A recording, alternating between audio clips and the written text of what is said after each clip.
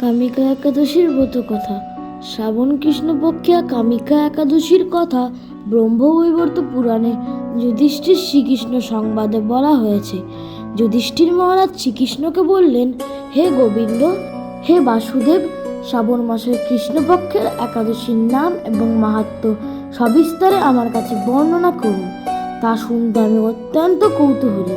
প্রত্যুত্তরে ভক্তবৎসল ভগবান শ্রীকৃষ্ণ বললেন, হে রাজন, পূর্বে দেবর্ষি নারদ প্রজাপতি ব্রহ্মাকে এই প্রশ্ন করলে তিনি যে উত্তর প্রদান করেছিলেন, আমি এখন সেই কথাই বলছি। আপনি মনোযোগ সহকারে তা শ্রবণ করুন। এক সময় ব্রহ্মার কাছে ভক্তের শ্রেষ্ঠ নারদ জিজ্ঞাসা করলেন, হে ভগবান, শ্রাবণ মাসের কৃষ্ণপক্ষে একাদশীর নাম কি? এর আরাধ্য দেবতাকে? সেই ব্রতের বিধি বা কিরকম, এবং এই ব্রতের ফলে কি পুণ্য লাভ হয়, তা সবিশেষ জানতে ইচ্ছা করি।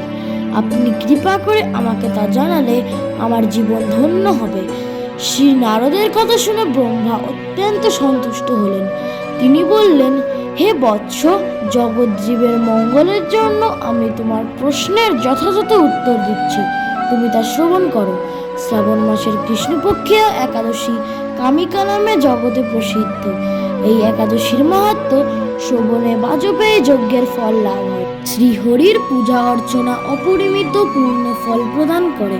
গঙ্গা, গোদাবরী, কাশী, নৈমিষারণ্য, পুষ্কর ইত্যাদি তীর্থে দর্শনের সমস্ত ফল একমাত্র কৃষ্ণ পূজার মাধ্যমে কোটি গুণ ফল লাভ করা যায়।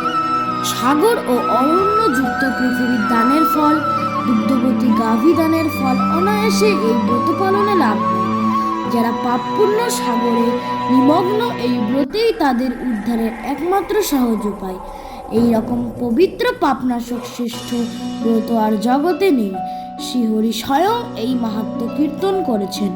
রাত্রি জাগরণ করে যারা এই ব্রত পালন করেন, তারা কখনো দুঃখ দুর্দশাগ্রস্ত হন না।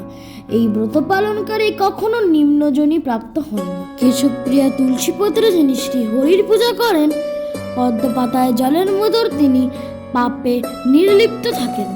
তুলসী পত্র দিয়ে বিষ্ণু পূজায় ভগবান যেমন সন্তুষ্ট হন, মণিমুক্তাদি মূল্যবান রত্ন মাধ্যমেও তেমন প্রীত হন না।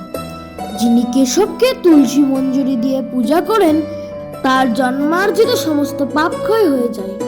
এ প্রসঙ্গে ব্রহ্মা বললেন, হে নারদ, যিনি তুলসীকে প্রত্যহ দর্শন করেন, তার সকল পাপরাশি বিদূরিত হয়ে যায়।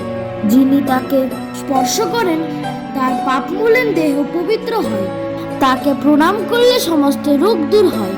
তাকে জল সিঞ্চন করলে যম তার কাছে আসতে ভয় পান। শ্রী হরিচরণে তুলসী অর্পিত হলে ভগবত ভক্তি লাভ হয়। তাই হে কৃষ্ণ ভক্তি প্রদায়িনী, তোমায় প্রণাম করি।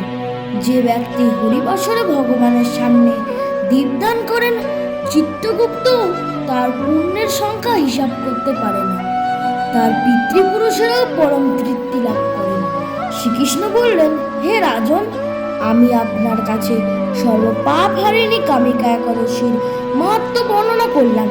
অতএব যিনি ব্রহ্মহত্যা, ভ্রূণ হত্যা, পাপ বিনাশিনী, মহাপূর্ণ ফলদায়ী এই ব্রত পালন করবেন, এই মাহাত্ম্য শ্রদ্ধা সহকারে পাঠ অথবা শ্রবণ করবেন, তিনি সর্বপাপ থেকে মুক্ত হয়ে বিষ্ণুলোকে গমন করবেন।